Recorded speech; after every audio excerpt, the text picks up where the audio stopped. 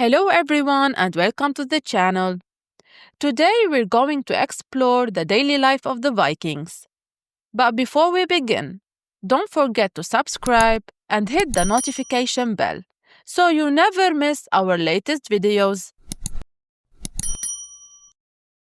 They are remembered as ruthless raiders, merciless warriors who sailed across the seas, spreading terror wherever they went. But behind the helmets, the longships, and the sagas of conquest lies another story. The Vikings were not just destroyers. They were builders, farmers, traders, explorers, and families. To truly understand them, we must leave the battlefield and step into their homes, fields, and villages. For most Vikings, life began in the soil.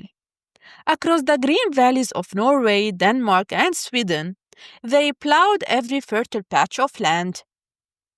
Barley, oats, and wheat became thick brown bread, or were brewed into beer, the drink of daily life.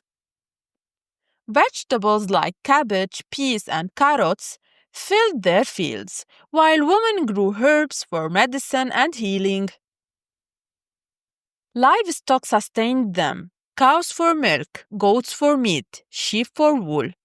And the horse, more than an animal, it was a symbol of honor, wealth, and power. Harvest was more than labor, it was community. Men swung their sickles, women sang songs to keep spirits high. And when the sun set, neighbors gathered in the longhouse to celebrate another day of toil. Ports and marketplaces. But the Vikings were never content to remain tied to the land. The sea called to them. From icy harbors, they sailed into the world, turning Scandinavia into the beating heart of a vast trading network. They carried furs, amber, timber, even slaves. And in return, they brought back silks from the east, spices from distant markets, silver from the Arab world.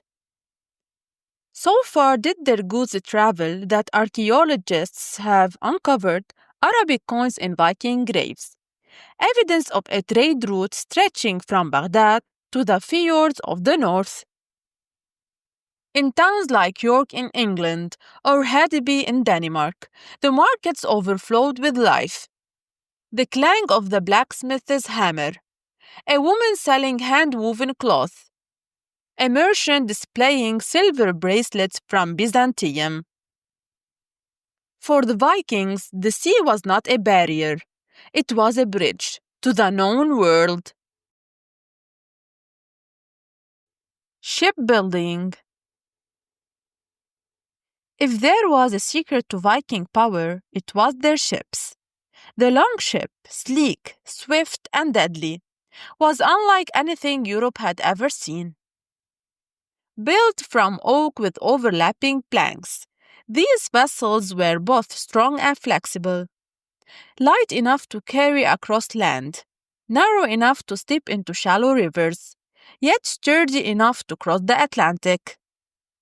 At the prow, a carved dragon's head often loomed, meant to terrify enemies and ward off spirits.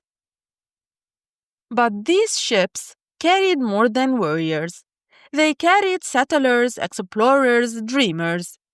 They brought the Vikings to Iceland, Greenland, and even the shores of North America, centuries before Columbus.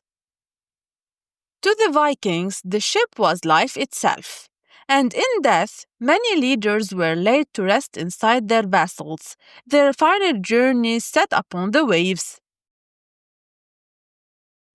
Villages and homes. Step inside a Viking village, and the longhouse dominates the scene.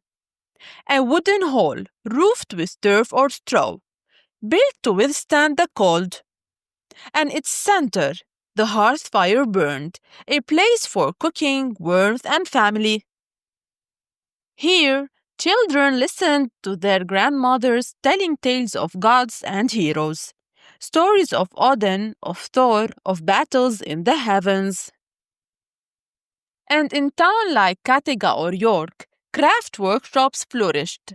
Blacksmiths, carpenters, and artisans, shaping daily life with iron, wood, and bone. The architecture was simple, yes, but practical and built for survival. The Viking Table. What did Vikings eat?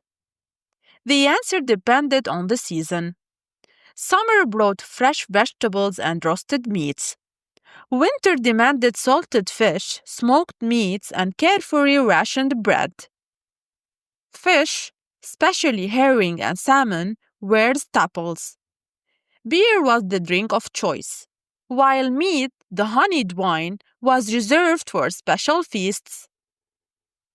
In the great halls, celebrations came alive. Cattle slaughtered, drinking horns filled, song echoing late into the night. Men told tales of raids, while women lifted their voices in song. Women in Viking society. Few societies of medieval Europe granted women such power. Among the Vikings, women could inherit property, manage estates, and even divorce if dishonored. They worked the farms, wove the cloth, cooked the meals, and ran the households. Some became spiritual leaders, the Volvas, keepers of prophecy and ritual. In myth, they were elevated further as Valkyries, guiding fallen warriors to Valhalla. Most never bore swords into battle, yet their presence in daily life and in legend was central to the Viking world. Childhood and learning. For Viking children, life was harsh, but it was also a school of survival. Boys worked the fields, hunted, or trained with weapons. Girls learned cooking, weaving, and the running of a household. There were no classrooms, no teachers. Education came through experience and through stories. Epic tales taught the young lessons of courage, loyalty, and honor. The long winter. Then came winter. Snow blanketed the villages, rivers froze to silence.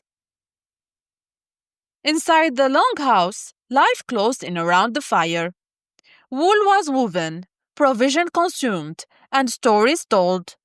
Here, in the flicker of flames, the sagas of gods and heroes kept the Viking spirit alive.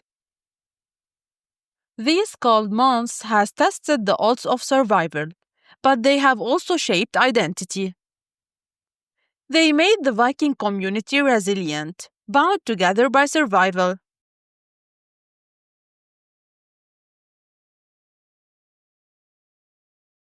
The Vikings we remember as warriors, raiders who carved their names into history with blood and fire. But the Vikings who truly lived were more than that.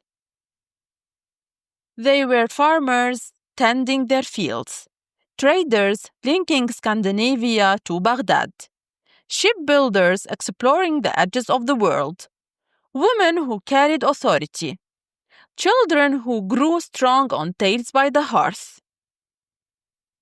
Yes, they fought, but they also sang, feasted, dreamed, and endured.